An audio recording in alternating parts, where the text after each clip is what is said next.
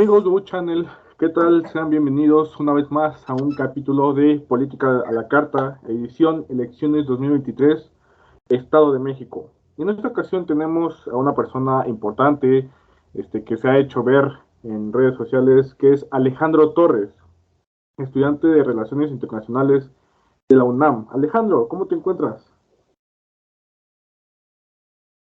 ¿Qué tal, estimado Bed? Pues me da mucho gusto estar por acá en tu programa. Te agradezco mucho la invitación en este canal, en este espacio que es tan importante para abrir la discusión sobre diferentes temas. Estamos muy bien ya en la recta final de la campaña del Estado de México por la gubernatura del Estado de México y pues en este momento que es tan importante para el Estado y para el país, pues agradezco mucho tu invitación a este espacio. Claro, ahora sí que un placer tenerte aquí.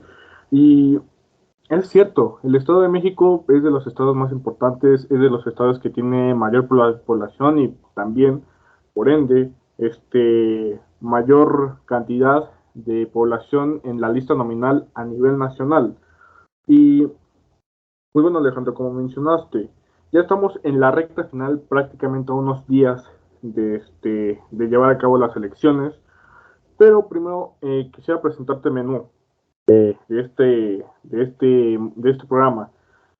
Vamos a iniciar con el plato principal, que es el grupo Atlacomulco, un grupo muy conocido aquí en el Estado de México, contra el grupo Texcoco, que prácticamente está formado por Higinio Martínez, por Horacio Duarte y por la actual candidata a la gubernatura, Delfina Gómez.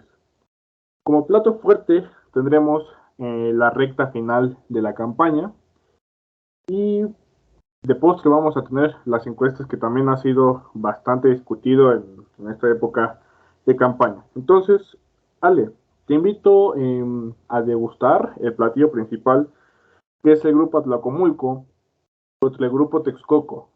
Primero, ¿tú cómo ves el grupo Atlacomulco? ¿Lo ves debilitado? ¿Lo ves aferrado a este estado que ha sido gobernado por más de 94 años por el PRI? Pues bueno, sobre este primer tema que planteas es muy, muy importante.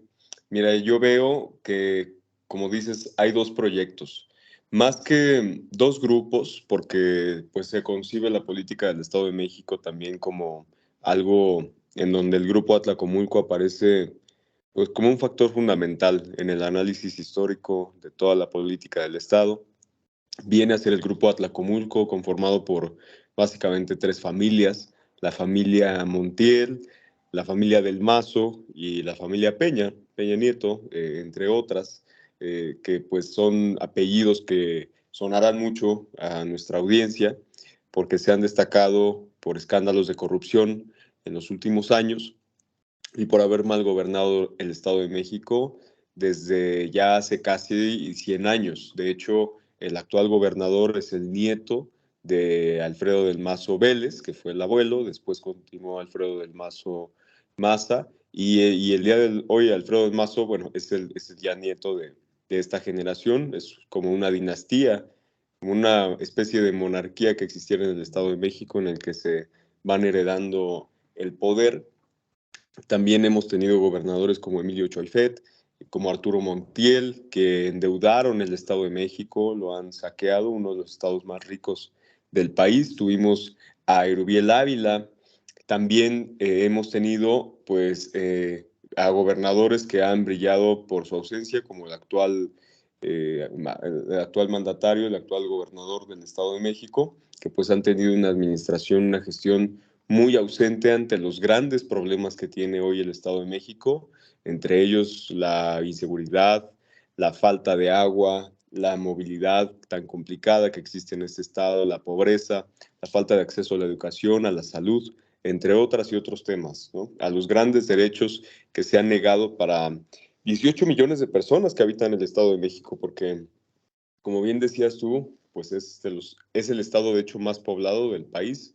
No es la Ciudad de México, por el contrario, es este estado que es vecino, es el estado que rodea a la Ciudad de México, el que posee la mayor cantidad de habitantes del país, con 18 millones de personas. tenemos una lista nominal superior a las 12 millones de personas, por eso también políticamente es un estado muy determinante en la vida pública nacional. Entonces, como te decía, pues se ha caracterizado este llamado grupo Atlacomulco por ser un pequeño grupo, una élite que ha mal gobernado el Estado, que se ha pasado el poder a través de los sexenios y que pues se han ubicado dentro del Partido Revolucionario Institucional, que es el que ha mantenido la hegemonía en esta entidad. Por otro lado, como tú haces referencia, pues hay en este caso un equipo de personas que son quienes están ahorita comandando la campaña de la maestra Delfina Gómez. A la cabeza, la maestra Delfina es una mujer de padres trabajadores, de un origen humilde, una maestra de primaria, fue también directora en este municipio de Texcoco, que no había tenido una trayectoria política. Ella viene de un origen pues muy alejado a este padrinazgo, a este abolengo pues de la política mexiquense.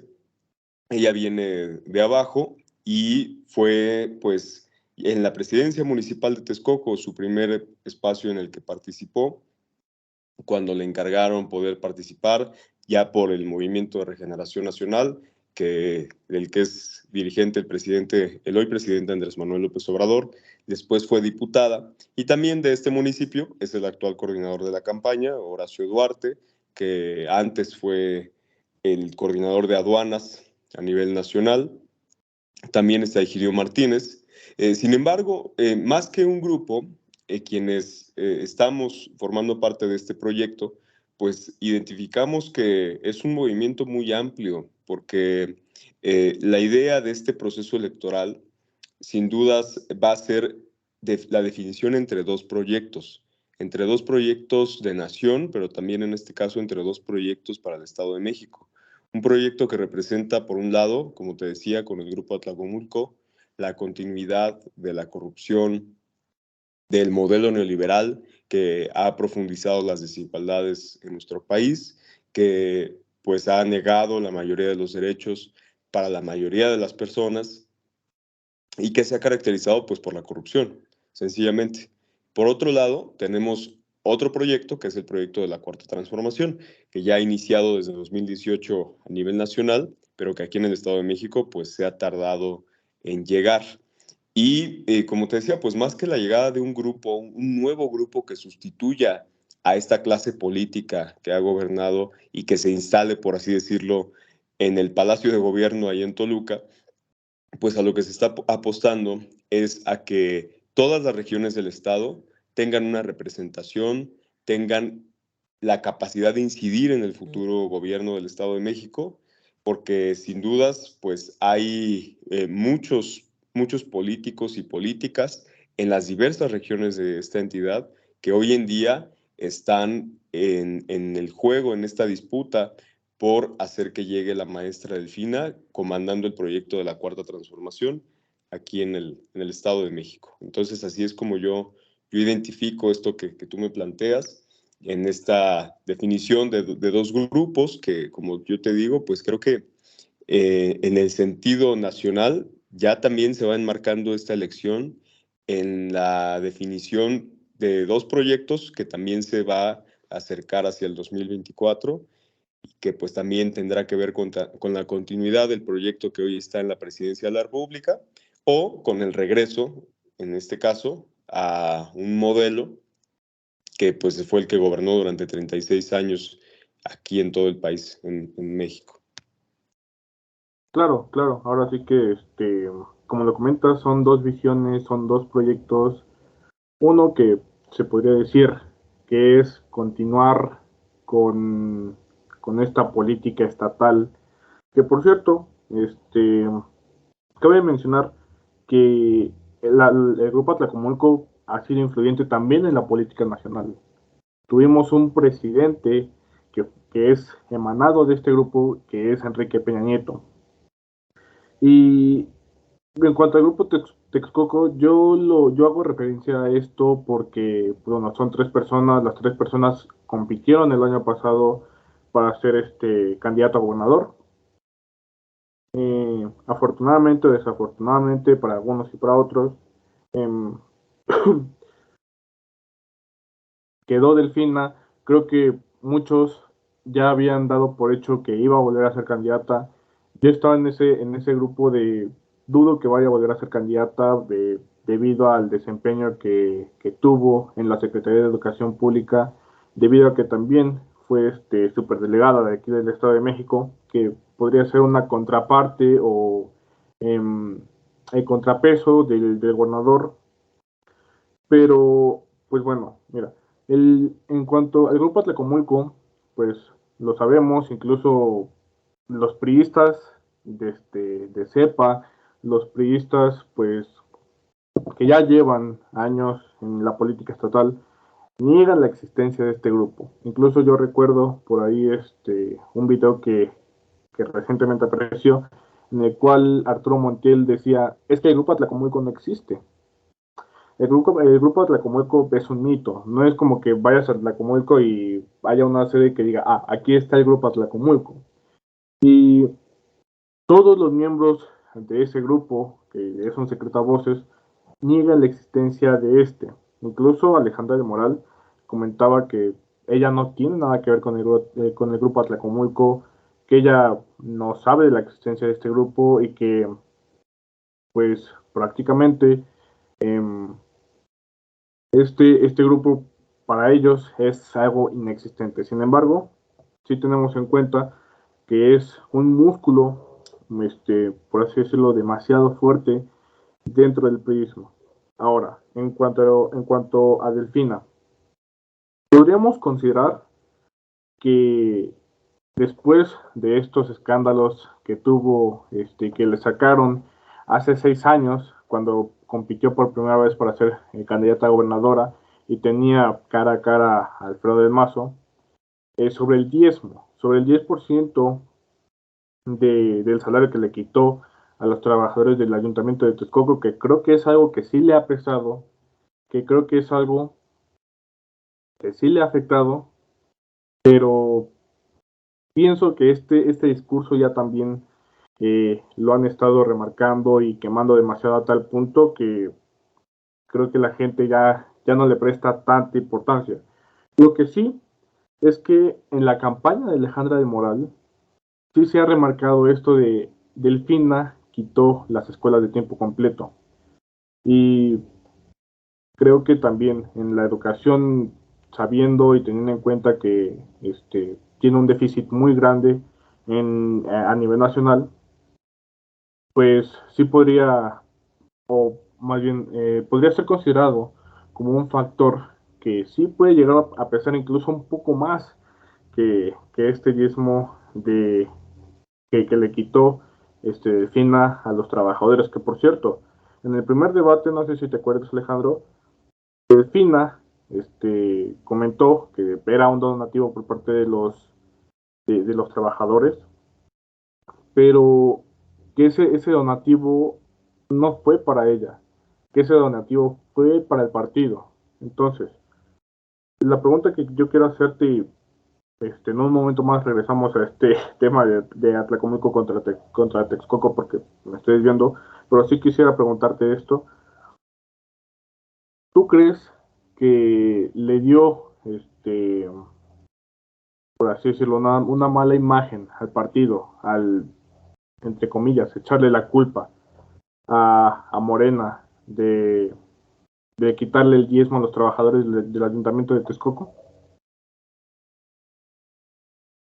Sí, qué bueno que me preguntas esto, Obed, porque ha sido uno de los temas de la campaña con los que el PRIAN y en este caso de parte de la campaña de Alejandra del Moral han tratado de generar una guerra sucia, no solo en los grandes medios de comunicación, sino también en las redes sociales.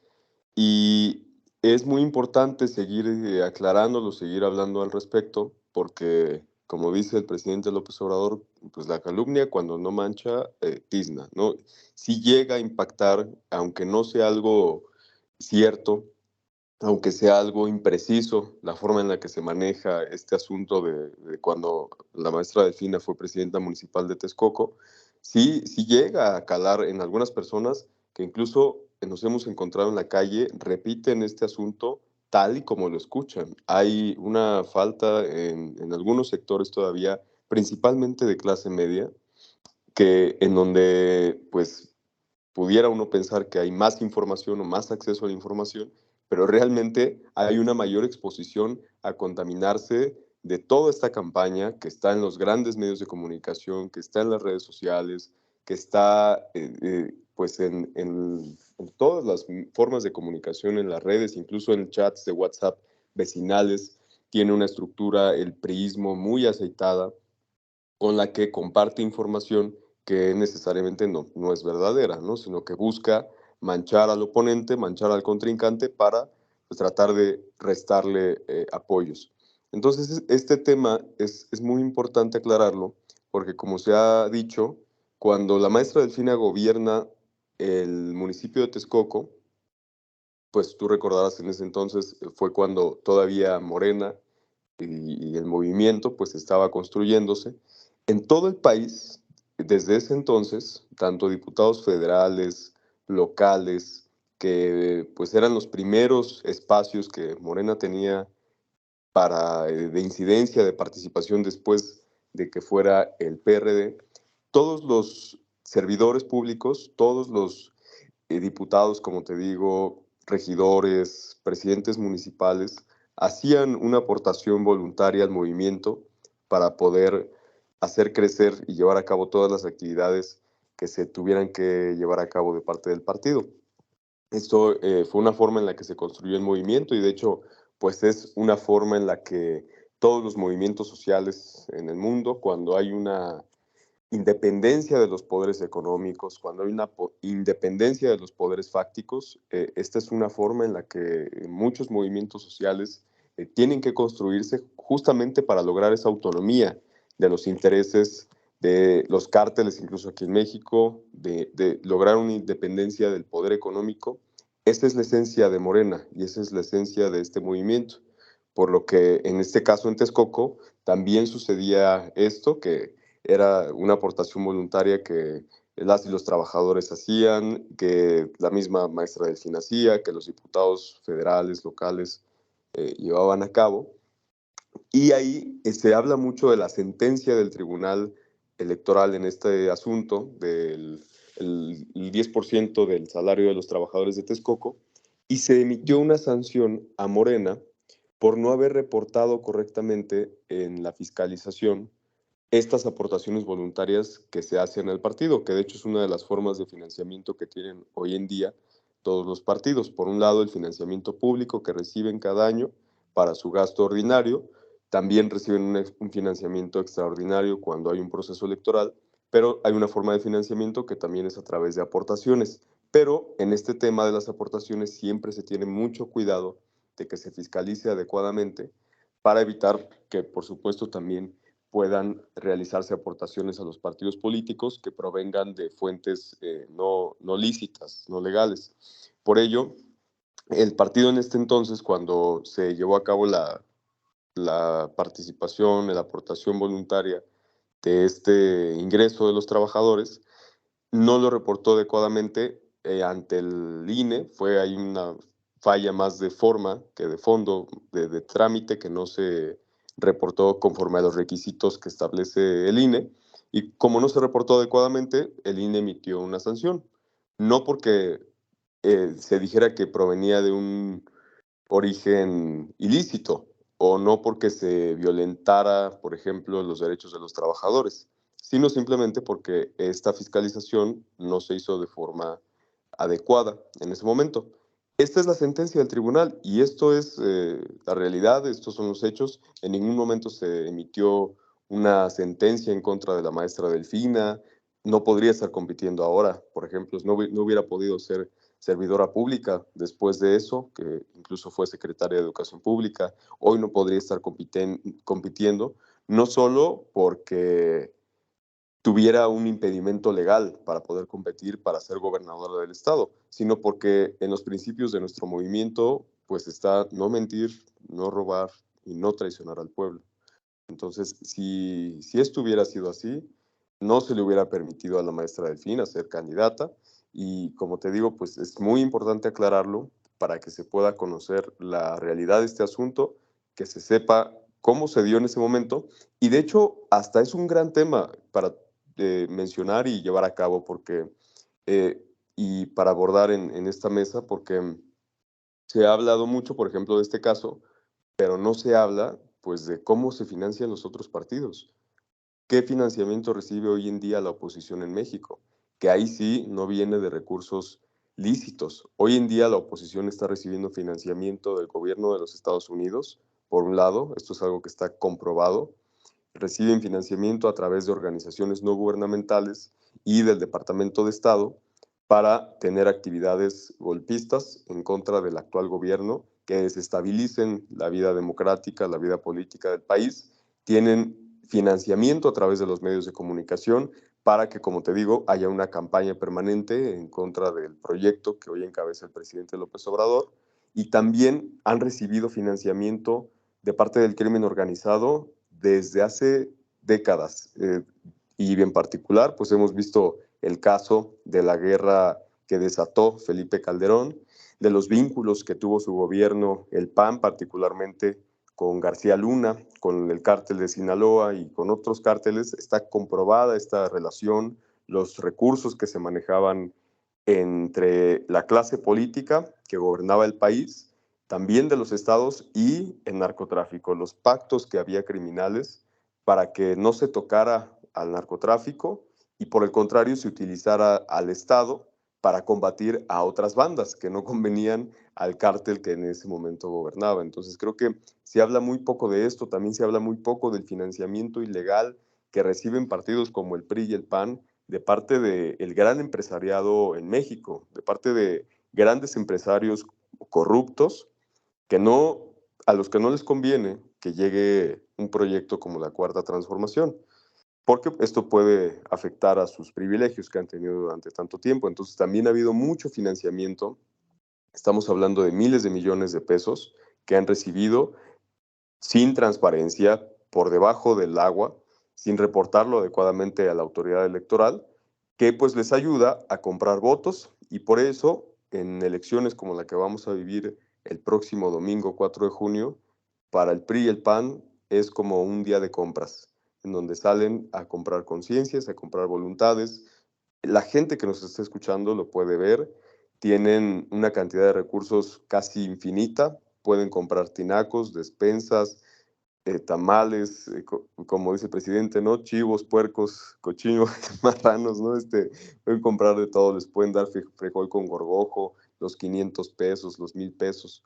Hay toda una estrategia para que se lucre con la pobreza de la gente, para aprovecharse de la necesidad que existe y que ellos mismos han ocasionado en las colonias más pobres del Estado de México, y ahí es en donde focalizan esta estrategia de compra de votos para ganar una elección, para ganar el gobierno del Estado. Aprovecho que tocamos este tema para hacer un llamado a quienes nos escuchen a no dejarse comprar el domingo 4 de junio, a no vender su voto por 500 pesos, por un tinaco, una despensa, porque esto no representa una mínima parte de lo que ellos se roban. Dicen que el que paga para llegar, pues llega para robar.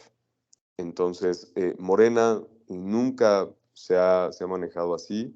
No, quien se maneja así en alguna parte del país, pues no es de este movimiento, no pertenece a Morena.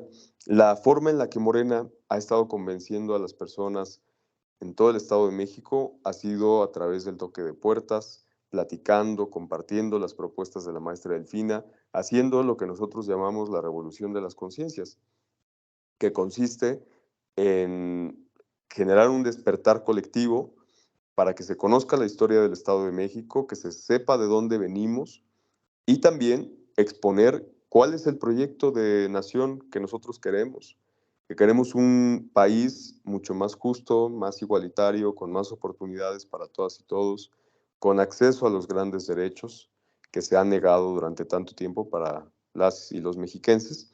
Y pues esto es lo que se está buscando. Entonces es una muy buena oportunidad, como tú dices, para volver a tocar este tema, para volver a exponerlo y aclarar este asunto que tanto ha mencionado la oposición como parte de su guerra sucia. Claro, claro. Y pues bueno, regresando al tema de Atlacomulco y Texcoco, hace 5 años, perdón, se dieron las elecciones presidenciales. También las elecciones para senador, para presidente municipal, para diputado. Pero quiero hacer énfasis en las elecciones para senador. Delfina en ese momento, junto con Higinio Martínez, eran candidatos para senadores. Lo ganaron, a lo mejor gracias al efecto López Obrador, el cual yo he dicho que el efecto López Obrador no nada más fue el día de las elecciones. El efecto López Obrador ha sido desde el 1 de julio hasta ahora. Pero bueno, hace 6 años ganó el Estado de México casi en su totalidad. Hasta hace 2 años, que fueron las elecciones intermedias, Morena se vio debilitado en estas elecciones, teniendo nada más de 125 municipios, 30 municipios gobernados. En este caso, el PRI pasó de tener entre 22 y 23 municipios gobernados en 2018, que los ganó, a 50 municipios. Entonces, creo que vemos un equilibrio, un equilibrio entre estos dos partidos, entre pues, estos dos proyectos, por así decirlo. El PRI ganó terreno, Morena perdió terreno, y lo que estamos viendo es que, reitero, estos grupos, estos proyectos están muy latentes y que posiblemente estas elecciones, además de ser consideradas la antesala de las elecciones presidenciales de 2024, podríamos considerar a estas elecciones como una antesala de lo que se viene para las elecciones de las presidencias municipales en el Estado de México. ¿No crees, Alejandro? No, creo que ahora vivimos un escenario muy distinto porque en el 2021 tuvimos una elección intermedia, como dices. En este caso fue la elección de la mitad del sexenio del presidente López Obrador. Históricamente, en las elecciones de mitad de sexenio se tiene una participación muy baja. Esto es lo que tuvimos en todo el país. Hubo muy baja participación en el Estado de México, también en la Ciudad de México.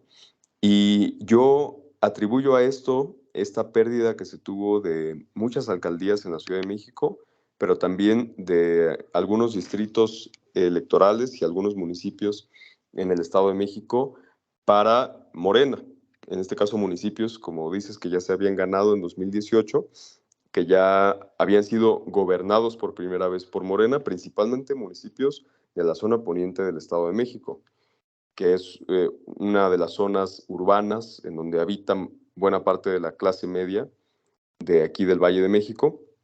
Este fue un efecto que no solamente se dio en la ciudad, sino que se extendió a toda la zona metropolitana del Valle de México. Si tú analizas el mapa electoral que se obtuvo como resultado de esa elección del 2021, prácticamente el Valle de México se partió en dos. La zona oriente se quedó con Morena, se quedó gobernando Morena estos municipios, en donde hay una fuerte presencia de Morena, hay una simpatía de los habitantes de esta zona mayoritariamente por la izquierda. Y en la zona poniente de la Ciudad de México y del Estado de México ganaron estas alcaldías los partidos de la coalición Va por México, PRI, PAN, PRD. Pero si hacemos un análisis más detallado de este resultado, incluso a nivel seccional, incluso a nivel de secciones electorales, que es el territorio, la forma en la que se divide el territorio dentro de las colonias para poder determinar en dónde se ubican las casillas. Si hacemos este análisis a nivel seccional, podremos darnos cuenta que no sucedió que las colonias populares votaran por el PRI y por el PAN. Esto no pasó, sino que en las zonas de mayor ingreso de la Ciudad de México, colonias como las Lomas de Chapultepec, Polanco, zonas residenciales también del Estado de México, aquí en Tlalnepantla, en Atizapán, Naucalpan, Huixquilucan, incluso zonas de clase media, hubo una participación muy alta. Te estoy hablando de que en casillas de Polanco, de las Lomas de Chapultepec, tuvimos una participación superior al 90%, algo inédito, algo extraordinario. Y también en muchas secciones de clase media hubo una participación del 70% aproximadamente, que es una participación muy alta. Esto se debió a la campaña que emprendieron durante los primeros 3 años del gobierno del presidente López Obrador, los medios de comunicación y toda la oposición en las redes sociales, una campaña no de un proyecto distinto a la Cuarta Transformación, no de una alternativa mejor para el país que la Cuarta Transformación, sino una campaña de odio en contra de lo que representa Morena, el presidente López Obrador, una campaña llena de clasismo, de racismo, de desprecio a los más pobres, porque podríamos calificarlo como aporofobia, que es el odio, el miedo a los pobres, ¿no? Y este fenómeno fue algo que se dio mucho en las clases altas, en las zonas de mayor ingreso, incluso zonas de clase media, que pues sí caló hondo. Como te digo, esta campaña no es casual porque todavía ellos poseen de forma mayoritaria los grandes medios de comunicación,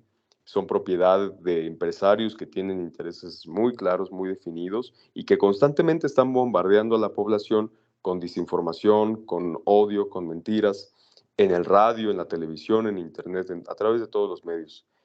Y en las colonias populares, que son la mayoría de las colonias, por supuesto, del Estado de México y también de la ciudad, vimos un fenómeno en el que no hubo participación.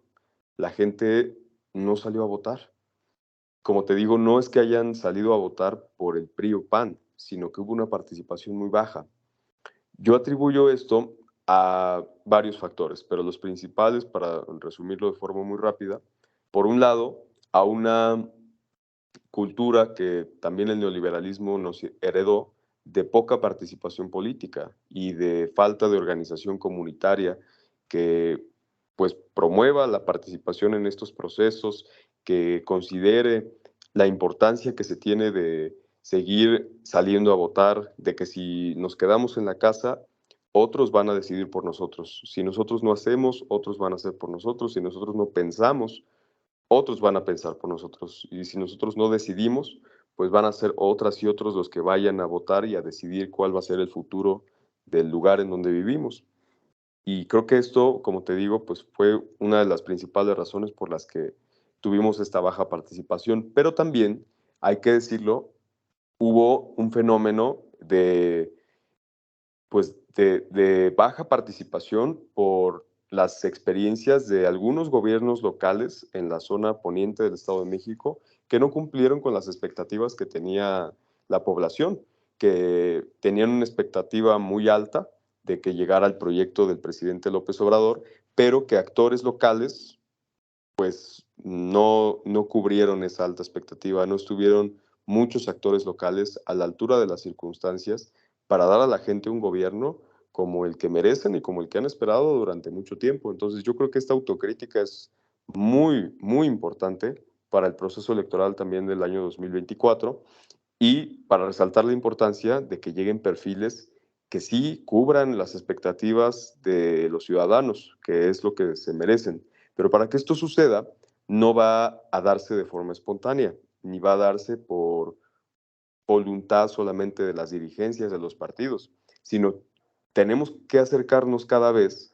a un proceso en el que el pueblo sea el protagonista, en el que cada vez haya mayor incidencia política de parte de la ciudadanía, organizándose desde su colonia, desde su sección electoral, desde el lugar en donde habiten, incluso por sectores, que las mujeres se organicen, que las y los jóvenes nos organicemos, también que nos organicemos en los sindicatos, en los espacios de cultura, en los espacios de deporte, que todos estos espacios, de una forma u otra, los atraviesa la política. Por eso es tan importante que todos los sectores de la sociedad estén bien organizados, informándose permanentemente para poder analizar de forma adecuada la realidad del país y participar de forma masiva en los procesos electorales que vengan. No nos podemos quedar como espectadores del proceso histórico que estamos viviendo en el país, pues yo estoy seguro que estamos viviendo momentos históricos y va a ser fundamental que el pueblo no sea espectador de este proceso de transformación, sino que sea el protagonista. Yo comentaría eso al respecto. Ok, me parece muy bien los puntos que tocas, la participación y que incluso, pues bueno, estábamos en medio de una pandemia, ¿no? Entonces, también era comprensible que no muchos salieran a votar en las elecciones Claro, por supuesto, del esto también 2021. tuvo muchísimo. De hecho, perdón que te interrumpa, este fenómeno también impactó mucho no solo en elecciones de México, sino de todo el mundo, porque como la pandemia fue un fenómeno global, todo el mundo se enfrentó a una situación en la que para la que no estábamos preparados. Los sistemas electorales de todo el mundo no estaban preparados para poder enfrentar el organizar un proceso electoral en estas condiciones. Veníamos de muchos meses en donde había habido pérdida de vidas, de miembros de la familia, en donde había habido afectaciones a la economía, no por culpa del gobierno del presidente López Obrador, sino por un fenómeno global que vivimos, en el que afortunadamente incluso pues estábamos atravesando por esta grave crisis, este problema de la pandemia, con un gobierno como el del presidente López Obrador, que en el nivel federal pues procuró que impactara lo menos posible en la economía por un lado, pero también pues en la salud, que es lo más importante. Entonces definitivamente, como dices, este asunto de la pandemia también influyó en las elecciones de 2021. Si analizamos la participación histórica que ha habido, también en esta elección influyó. Y yo creo, como te decía, que no podemos relacionar ese resultado del 2021 con el que veremos en 2023, porque ya tenemos condiciones muy distintas a las que había en 2021. Yo creo que va a haber una participación más alta que la que tendremos en ese entonces, y también va a cambiar eso, este tema de la participación va a influir mucho en las preferencias electorales. Yo estoy convencido que si la autoridad electoral en el Estado de México respeta la voluntad de las y los mexiquenses, si se hace un conteo adecuado de los votos, un cómputo adecuado también de las actas para que se vean reflejados los resultados que se respete esa voluntad que se expresa en las urnas. Yo estoy convencido que la maestra Delfina no solo va a ganar la elección del Estado de México, sino que va a ganar por una cifra mayor a 2 dígitos. Va a llegar a gobernar el Estado pues con una amplia ventaja. Ok, bueno, pues vamos a esperar al 4 de junio y ya después yo me comprometo aquí con el público a tenerte de vuelta para que hablemos post, bueno, de estas elecciones ya teniendo resultados más atrás. ¿Te parece bien, Ale? Con todo gusto, estimado Beb, ha sido un gusto estar por acá en este programa y con todo gusto vamos a regresar si tú nos permites el espacio para seguir comentando sobre este y otros temas una vez pasando la elección del Estado de México. Vale. Ale, ahora te invito a degustar rápidamente el plato fuerte que pues prácticamente es la recta final de la campaña. ¿Tú cómo ves, Alejandro? Yo, por lo menos en cuanto a redes sociales, he visto que hay mucha presencia tanto en las campañas de esta Alejandra como en las campañas de Delfina. Sin embargo, también he visto videos en los cuales la gente en plena campaña y de Alejandra del Moral se va, la deja sola. Y pues esto es de cuestionarse, ¿no? Es de cuestionarse porque pues incluso Alejandra del Moral no era ni la favorita de entre el mismo PRI, más bien era la diputada Anaí Herrera, la cual la bajaron. Y que incluso en una encuesta interna en entre PRI, PAN y PRD, el mejor posicionado era Enrique Vargas. Pero bueno, ya estamos en la campaña, ya estamos en los últimos días. ¿Tú cómo ves, Alejandra? Eh, Alejandro, eh, ¿cómo ves este discurso que ha manejado de Morena, todo lo que toca lo destruye, destruyó las escuelas de tiempo completo, está destruyendo el INAI, quiere destruir el INE, prácticamente destruyó el Seguro Popular, se volvió Insabi y ahora destruyó el Insabi? ¿Tú qué opinas de este discurso que está trayendo esta Alejandra en estos últimos días de campaña. Sí, pues es el discurso que ha manejado la oposición durante los 5 años que lleva el gobierno del presidente López Obrador, ya casi 5 años. Creo que esto responde mucho, como te decía, a la campaña de odio, de mentiras. No hay un proyecto definido de la oposición a nivel nacional ni de Alejandra del Moral para el Estado de México. Como decías hace un momento, ella incluso se ha tratado de desvincular del Grupo Atlacomulco, que claro que existe, claro que ha existido. Es como decir que el PRI no ha sido el mismo PRI que ha gobernado durante los últimos 96 años el Estado de México. Ellos quieren hacer creer a la gente que no son lo mismo. En 2012 lo vimos con este famoso nuevo PRI que encabezó Enrique Peña Nieto, una bola de corruptos gobernadores que terminaron en la cárcel, que terminaron con órdenes de aprehensión por la crisis de violencia que desataron en sus estados y por la corrupción que llegó con esta supuesta nueva generación del PRI, de la que también viene Alejandra del Moral, muy cercana a Enrique Peña Nieto, como ya también comentabas. Creo que Alejandra del Moral no es más que una parte más de esta clase política que se ha enriquecido a costa del sufrimiento de millones de personas. Ella fue presidenta municipal de Cuautitlán Izcalli, municipio que endeudó, que hace muchos años Cuautitlán Izcalli se esperaba, se proyectaba como un municipio que estaba a la vanguardia en el Estado de México, como un municipio con muchos parques, con vialidades muy bien diseñadas, con toda una planeación urbana pues muy bien pensada para el desarrollo de este municipio, de esta demarcación. Se vivía muy distinto. A partir de la llegada de Alejandra del Moral y de otros gobiernos priistas, hoy Cuautitlán Izcalli es un municipio inseguro, es un municipio que tiene sus calles pues, totalmente abandonadas, llenas de baches. Los servicios públicos son deplorables, el acceso al agua, no hay espacios públicos dignos, no hay espacios para la cultura, para el deporte.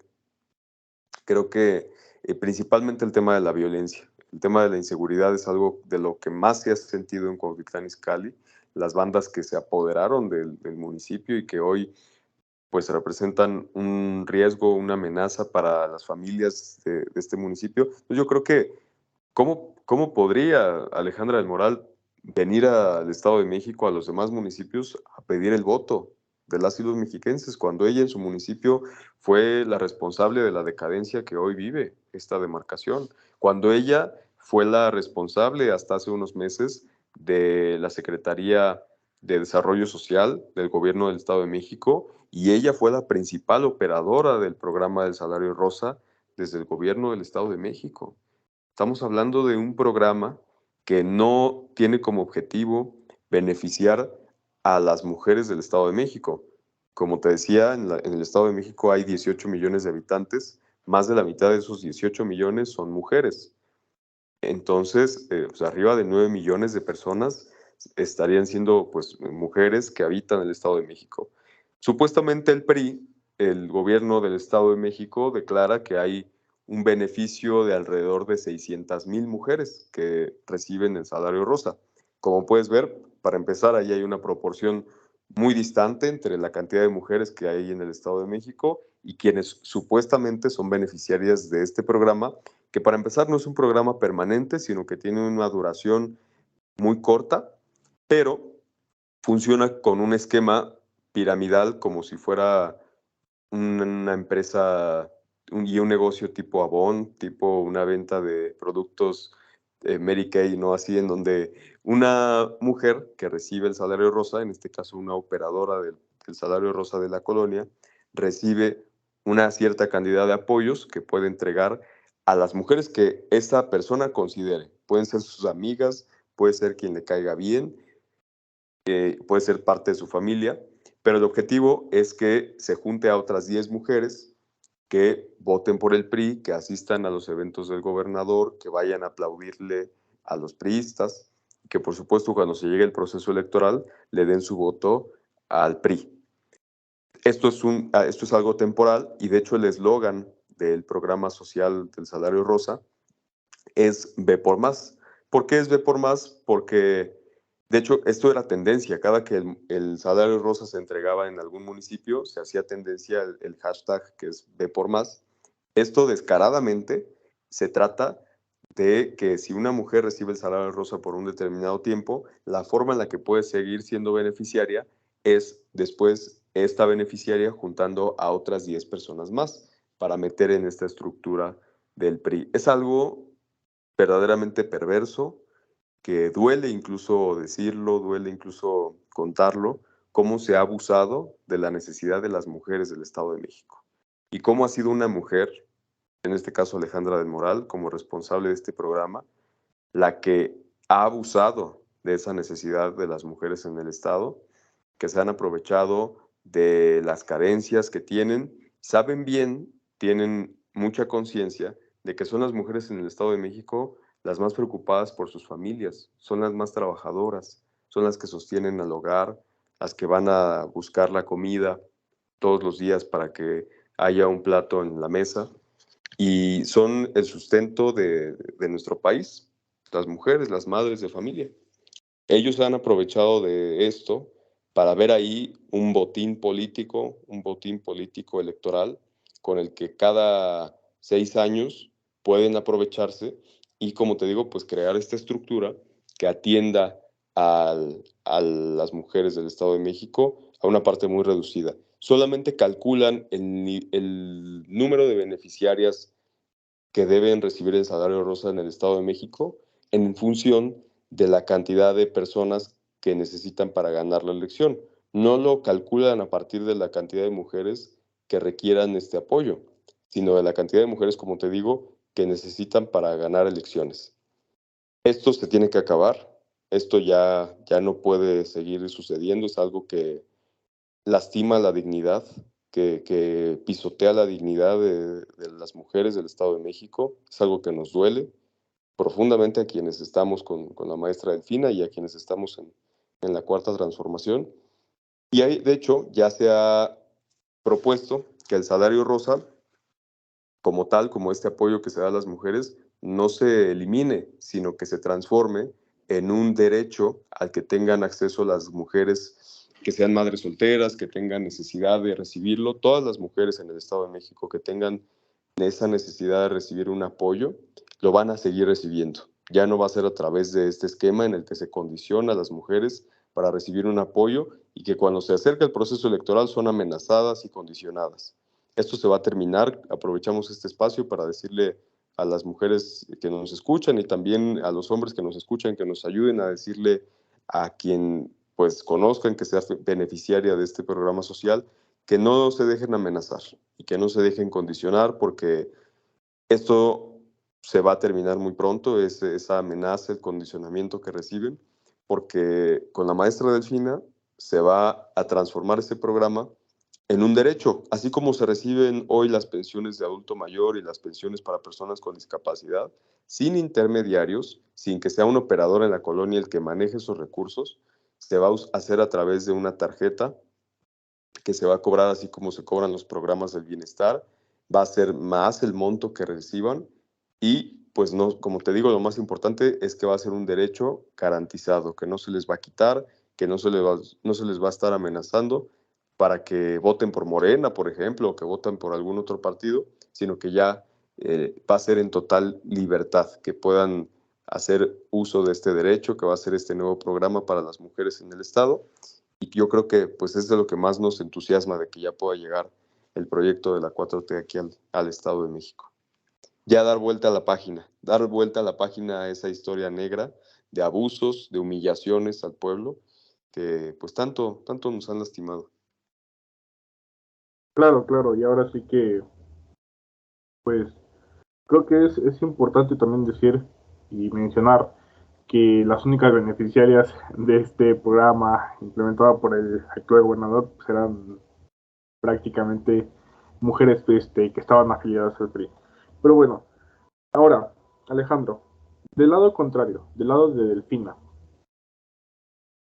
yo vi que en el inicio inicio de pre-campaña arrancó con un discurso de a ustedes, los mexiquenses, a nosotros como mexiquenses nos robaron la oportunidad de tener una primera alternancia política en 2017.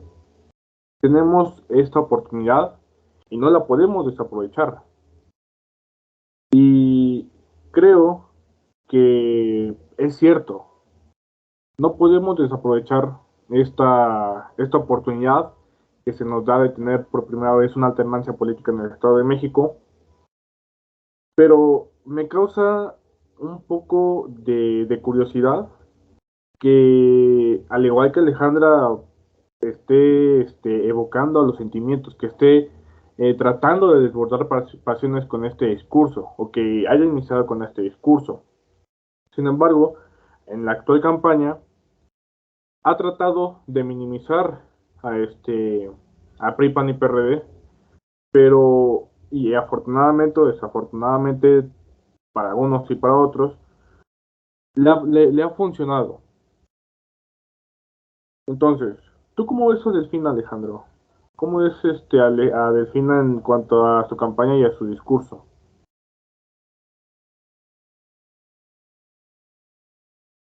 Pues yo creo que lo que más ha ayudado a la maestra Delfina a conectar con la gente es su autenticidad. Ella, como yo te decía, es una mujer trabajadora que viene de un origen de padres y madre trabajadores, que viene de ser maestra de primaria, después fue directora, ella es originaria de Texcoco, y es alguien que conoce perfectamente las necesidades del pueblo. Ella viene del pueblo, es parte del pueblo. Yo creo que esa autenticidad que tiene su forma de ser es lo que la caracteriza, esa sensibilidad con la que ella comparte su diagnóstico sobre las necesidades del Estado de México, es algo que a ella la ha hecho conectar tanto con la mayoría de los mexiquenses, sin necesitar un discurso tan elaborado como el que tiene Alejandra del Moral, porque sus cuadros del PRI son formados en escuelas como el Instituto Reyes Heroles, en donde les enseñan a hablar, les enseñan a simular. Son escuelas como escuelas del crimen, porque los educan para saber hablar y saber cómo decir cosas que no son ciertas, cómo le pueden mentir a la gente, ¿no? Sin que eso se note y sin que se note que pues realmente no tiene ninguna preparación y conocimiento de las necesidades del Estado. Eso lo podemos ver en el discurso de Alejandra del Moral. Está perfectamente formada en esta escuela priista. Puedes escuchar en su discurso lo que han dicho los priistas durante 100 años.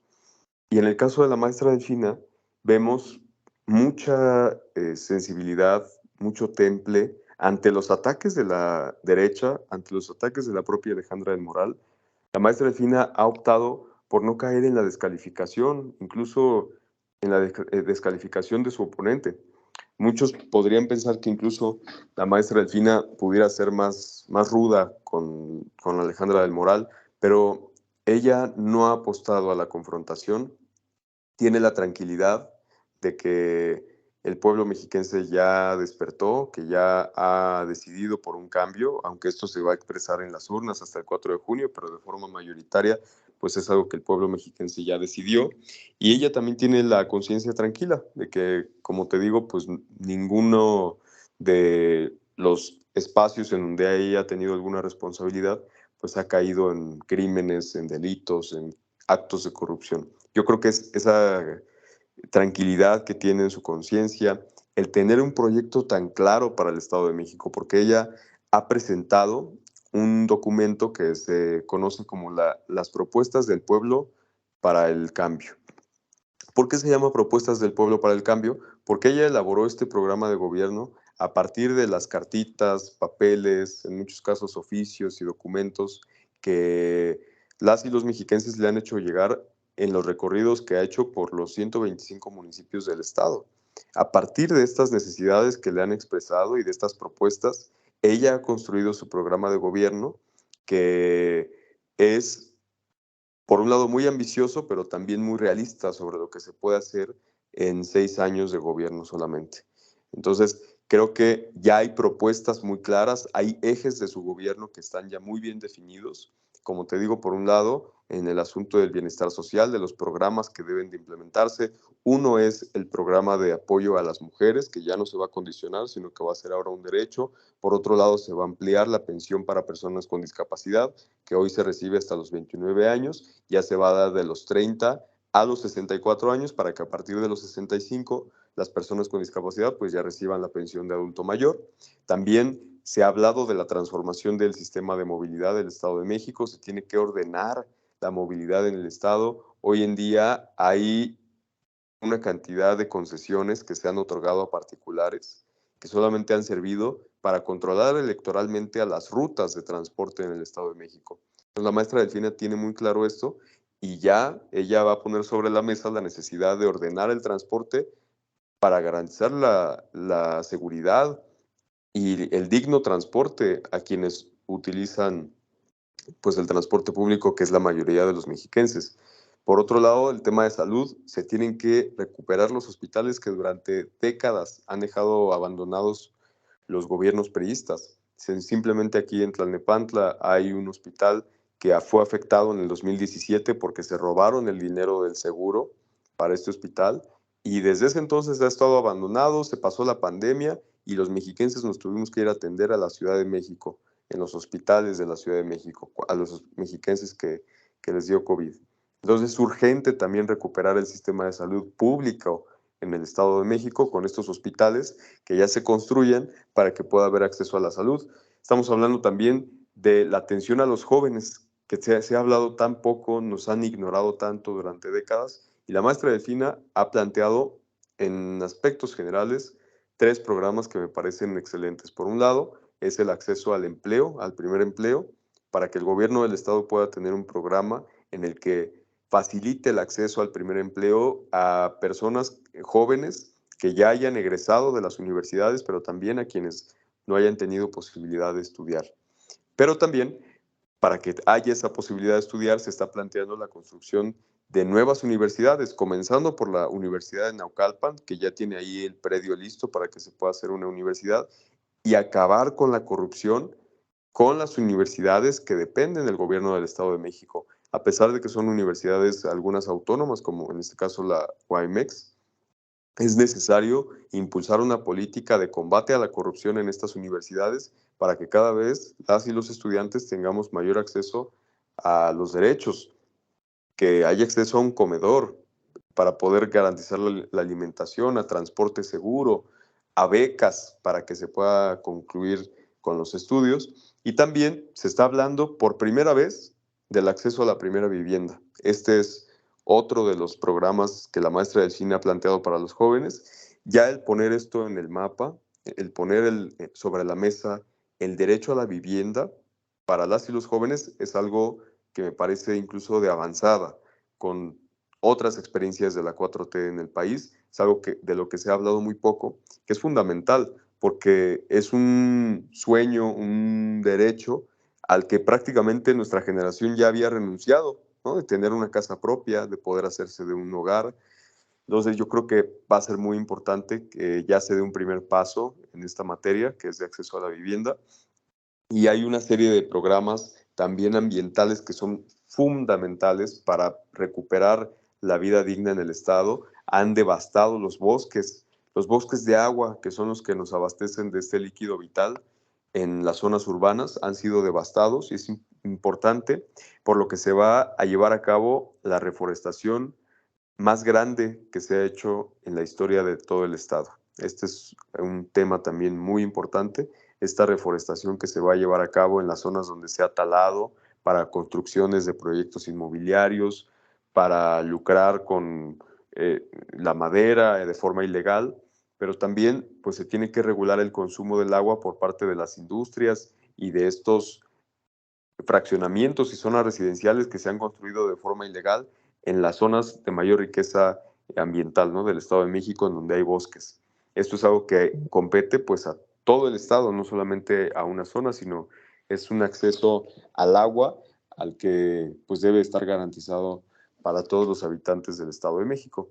Este tema también es fundamental, el rescate del campo, porque también el campo se ha abandonado en el Estado de México. Se ha obligado a los campesinos a dedicarse a otras actividades, a migrar a la Ciudad de México y a dedicarse a otras actividades, por lo que pues también es insostenible pensar que hacia el futuro no haya un campo en el Estado de México que permita a las y los mexiquenses tener soberanía alimentaria. El Estado de México puede ser potencia nacional como productor de los más importantes vegetales, del maíz nativo, que de hecho el Estado de México es también el estado que tiene mayor variedades de maíces nativos, tiene una riqueza genética de maíces fundamental también, y pues sabemos que sin maíz no hay país.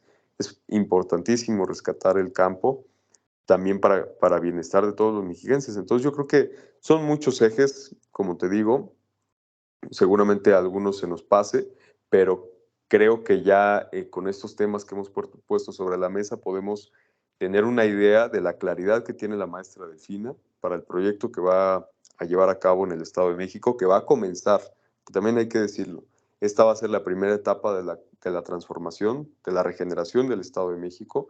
Va a hacer falta que haya un proceso todavía de largo aliento, en el que sigamos luchando, sigamos avanzando en estas conquistas por derechos para todos los sectores de la población. Yo creo que la maestra Delfina va a venir a sentar las bases con la claridad que tiene de un buen gobierno en el Estado de México. Claro, claro. Ahora sí que, pues, reitero, vamos a tener dos proyectos enfrente en la boleta el próximo 4 de junio, que son el proyecto de seguir con aquel partido que pues ha dominado el Estado de México y con un nuevo proyecto que es una alternancia y que es la oportunidad de experimentar, en este caso como tú dices, una transformación en el Estado de México. Y bueno, Ale, muchas gracias por estar aquí con nosotros y me gustaría que pasáramos al postre, que son las encuestas. Y aquí me gustaría citar a un politólogo italiano eh, de, que escribió un libro que es Homo Videns. Cito: creo que somos muchos los que estamos de acuerdo, aunque solo lo digamos en voz baja, que la sondeo dependencia es nociva, que las encuestas deberían tener menos peso del que tienen y que las credenciales democráticas e incluso objetivas del instrumento son espurias. Este discurso, o esto que menciona Sartori en Homo Videns, pues también lo mencionó esta Alejandra del Moral en el primero o segundo debate, me parece que en el primero, que las encuestas no juegan, las encuestas solo son encuestas y pueden estar pagadas, pueden no estar pagadas, pero pues al final crean una cierta tendencia hacia la ciudadanía de por quién votar.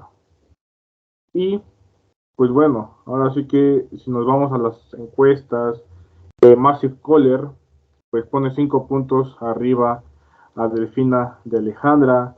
Campaigns and Elections en México pone a esta Delfina 12 puntos arriba. Rubrum igual, bueno, Rubrum y al igual que Massive Caller la pone 5 puntos arriba. La encuesta MX igual, son 5 puntos. Quien está un poquito más despegado, o en la encuesta en la cual Delfina está un poquito más despegada de Alejandra del Moral, pues es Demoscopía Digital, que la tiene aproximadamente 23 puntos arriba, casi 24. Entonces, Alejandro, ¿tú qué opinas de las encuestas? De acuerdo a Pulse MX, Morena tiene 99% de posibilidades de ganar las elecciones, algo que no había visto desde hace un año que se dieron las elecciones en Oaxaca. Salomón Jara tenía el 77% de probabilidad. Creo que si ignoramos un poco la idea de Sartori, pues Morena prácticamente ya tiene ganada la elección. Morena ya nada más es para que llegue el 4 de junio, se den las elecciones, la gente salga a votar y pues declaren como ganadora a Delfina. ¿Tú qué opinas de estas encuestas, Alejandro? ¿Son ciertas, son falsas, son pagadas por Morena? También la gente del PRI ya dijo que estas encuestas son pagadas por Morena y que el IEM incluso sancionó a Morena por andar difundiendo encuestas en las cuales no se daban a conocer la metodología con la cual eh, pues se recababan los datos. Cuéntame, Alejandro, ¿tú qué dices respecto a estas encuestas? Y ya un poquito más adelante quiero retomar la idea de Sartori.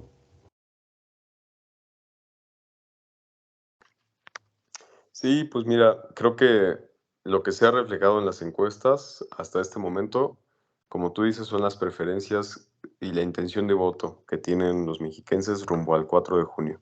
Esto, por supuesto, tiene que expresarse en las urnas. El hecho de que las encuestas marquen una amplia ventaja por la maestra Delfina no quiere decir que la elección ya está ganada, sino que la gente tiene que salir a votar para poder hacer valer su derecho. No nos podemos confiar, porque realmente va a depender de una alta participación el que pueda llegar un cambio verdadero aquí al Estado de México. Y también porque Alejandra del Moral dice que las encuestas no votan. Yo le diría, pues las encuestas no votan, pero los que son encuestados sí. Ellos sí votan. Quienes responden las encuestas sí acuden a votar, sí tienen su credencial de elector. Pero Alejandra del Moral lo dice porque ella tiene también considerado no solamente quienes van a votar por conciencia o por su propia voluntad, sino también tienen considerado los números de las estructuras que son manejadas, como te decía yo, a través del salario rosa, a través de las rutas de transportistas, de los trabajadores al gobierno del gobierno del Estado y de otras estructuras que ellos tienen presionadas, condicionadas para que voten por el PRI. Creen que esto les va a alcanzar. Afortunadamente en esta elección no les va a alcanzar es el voto de estas estructuras que vayan a votar por Alejandra del Moral, como te digo, por el miedo a perder un apoyo, por el miedo a ser despedidos de sus trabajos en algunos casos. Pero la verdad es que ya no se tiene a perder, no se tiene miedo a perder lo que no se tiene. Ya realmente en el Estado de México nos han robado todo, pero no nos han robado la dignidad. Esto es, creo que lo que se va a refrendar en las urnas, que va a haber una participación muy importante de gente que va a salir a expresar ya su rechazo a ese modelo, al proyecto que hoy representa Alejandra del Moral y una preferencia por el proyecto que representa la maestra Delfina Gómez. Yo creo que es muy importante hacer un balance también postelectoral de la relación que hubo de las encuestas con pues, el resultado que se expresó en las urnas, pero más importante que eso, va a ser fundamental vigilar el actuar del Instituto Electoral del Estado de México, vigilar todas las denuncias que se lleven a cabo en el Estado, que seguramente serán muchas, porque el PRI no va a dejar tan fácilmente perder el Estado, va a poner en marcha todas sus estrategias de siempre, de compra del voto, coacción, si en algunos casos esperemos que no se deciden por la violencia, van a apostar a hacer de todo por tratar de no perder el Estado.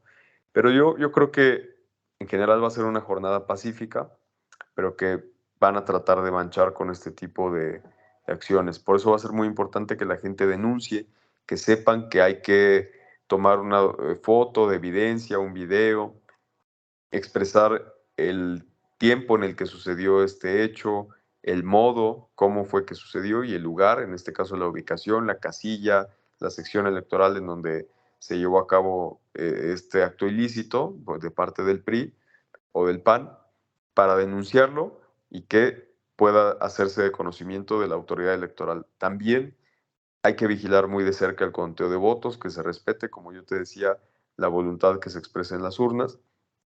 Y bueno, pues cumpliéndose con todos estos requisitos, que sea una elección limpia, transparente, yo estoy seguro que vamos a tener, como te digo, una amplia ventaja en favor de la maestra Delfina, que va a confirmar lo que ya hemos visto en las encuestas en días anteriores. Claro, claro. Ahora sí que, pues te digo, son encuestas, como dices, a las personas a las que las encuestan sí votan,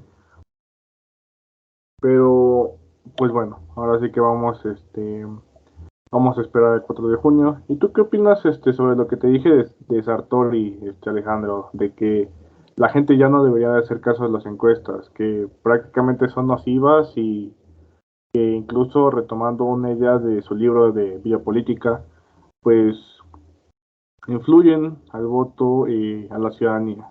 ¿Crees que sea cierto? ¿Crees que sea falso?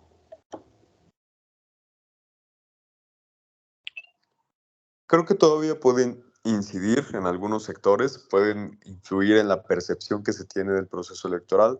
Por eso también de parte de Alejandra del Moral ha habido una insistencia durante toda la campaña de que cada vez es más corta la distancia. Aún así, no hay una sola encuesta, ni siquiera de las que en su campaña de el PRI-PAN han mandado a hacer, ni siquiera ellos se han atrevido a hacer alguna encuesta en donde pongan a Alejandra del Moral a la cabeza de las preferencias electorales. Esto nos quiere decir que es una elección prácticamente definida en el Estado de México.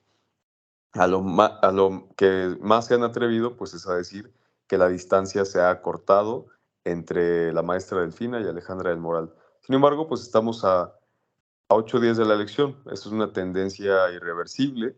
La mayoría de las encuestas serias ponen un promedio de 20 puntos, porque hay quienes lo ponen en 10, hay algunas encuestas que dices, como bien señalas, 24 o 29 puntos, por lo que tenemos un promedio de 20 puntos de distancia entre la maestra Delfina y Alejandra del Moral. Yo creo que las encuestas nos pueden servir para tomar decisiones en política, para poder saber en dónde necesitamos reforzar, en qué municipios necesitamos pues intensificar el trabajo que se esté haciendo de comunicación, de difusión de las propuestas de la maestra Delfina, de contraparte a la campaña sucia, a la guerra sucia que se ha difundido de mentiras y de odio en los medios de comunicación. Y estas encuestas sí no son muy útiles como un instrumento para poder tomar decisiones, como te digo, de el mensaje que se está llevando a cabo para cambiar o mejorar la estrategia de una campaña en un proceso electoral. Yo creo que en este sentido el uso de las encuestas sí nos ayuda mucho, y a pesar de que, como te decía, esto puede influir todavía en la preferencia o en la percepción que se tenga por parte de algunos electores, considero que pues el pueblo del Estado de México, así como el pueblo de todo el país, el pueblo de México, pues ya es mayor de edad y ya toma decisiones por sí mismo, no se deja llevar por una encuesta simplemente, sino que toma su decisión a partir de otros factores. Entonces yo creo que realmente ya el pueblo del Estado de México está muy consciente, está muy politizado. Por ello creo que lo que va a prevalecer, pues es una voluntad que se expresa a partir de una conciencia muy clara de lo que hoy se vive en el Estado de México y del proyecto que queremos que llegue. Esto también va a suceder en el 2024, adelantándonos un poco a esto, pues una vez pasando el proceso electoral del Estado de México, vamos a tener la encuesta. Por primera vez en la historia se va a definir quién va a ser la candidata o el candidato a la presidencia de la República a través de una encuesta. Esto va a ser histórico. Yo creo que aquí nos va a ayudar mucho la encuesta para poder tomar una muestra estadística. Si bien no se le va a preguntar a toda la gente, las encuestas son un instrumento estadístico que nos ayudan a medir una preferencia. Es una cuestión no exacta, pero sí matemática, que nos ayuda a tener un margen de error muy reducido y pues que con mucha confiabilidad podamos saber cuáles son las preferencias de la mayoría de los mexicanos. Entonces yo creo que va a ser muy importante que esta decisión de quién va a relevar al presidente López Obrador se tome con una encuesta, para que se le pregunte de forma aleatoria a personas en todos los estados de la República, en el norte, en el sur, este, oeste, en todas las regiones del país, a personas de distintas clases sociales. Incluso se le va a preguntar a personas que no necesariamente voten por Morena, y esto es un tema también pues, interesante a debatir, pero yo creo que va a ser muy importante que esto se sepa, se consulte así, para democratizar cada vez más la política y que, como te decía, pues un ejercicio como este nos ayude a que la candidata o el candidato que vaya por Morena sea quien tenga el mayor respaldo popular. Entonces yo creo que en ese sentido, pues yo sí considero que las encuestas nos ayudan tanto en escenarios ya de un proceso electoral como el que estamos viviendo en el Estado de México, para incluso empezar a dar legitimidad a quien tiene la mayor cantidad de preferencias, ¿no? Por parte de los mexiquenses, pero también nos puede ayudar a tomar decisiones políticas como la que se va a tomar en el caso de la candidatura a la presidencia de la República. Claro, claro. Pues bueno, Alejandro, una vez más, muchas gracias por aceptar la invitación. ¿Qué te parece el menú? Cuéntame.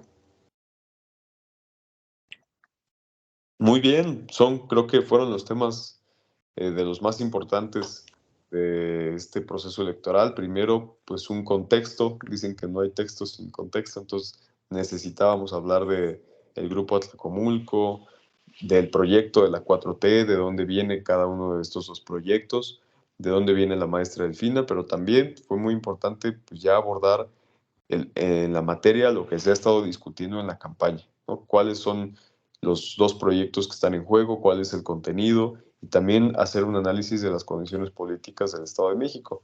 Pues para finalizar, hacer un balance de las encuestas y de qué es lo que se prevé para el resultado de la elección que va a ser este domingo 4 de junio. Así que yo te agradezco mucho este espacio y pues siempre que tengas a bien invitarnos, por acá vamos a estar con muchísimo gusto. Aprovecho para enviar un saludo a la audiencia, invitarles a que participen este domingo 4 de junio, que vayan a hacer uso de este derecho que tienen a votar. Yo creo que estamos viviendo un momento histórico en el que, como te decía, el pueblo no puede ser espectador, sino protagonista de este cambio verdadero. Entonces yo te agradezco mucho, estimado Bedi, pues te mando un fuerte abrazo. Muchas gracias, Alejandro. Amigos de O-Channel, amigos de Política a la Carta, muchas gracias por acompañarnos en este capítulo previo a las elecciones del próximo 4 de junio. Así como Alejandro ya los invitó a salir a votar este domingo, yo también les hago la invitación. Salgan a votar este domingo 4 de junio, no se queden en sus casas y también reflexionen el voto. Hay que saber por quién votar y por qué votar. Entonces, amigos, nos vemos en un próximo capítulo. Cuídense mucho. Bye.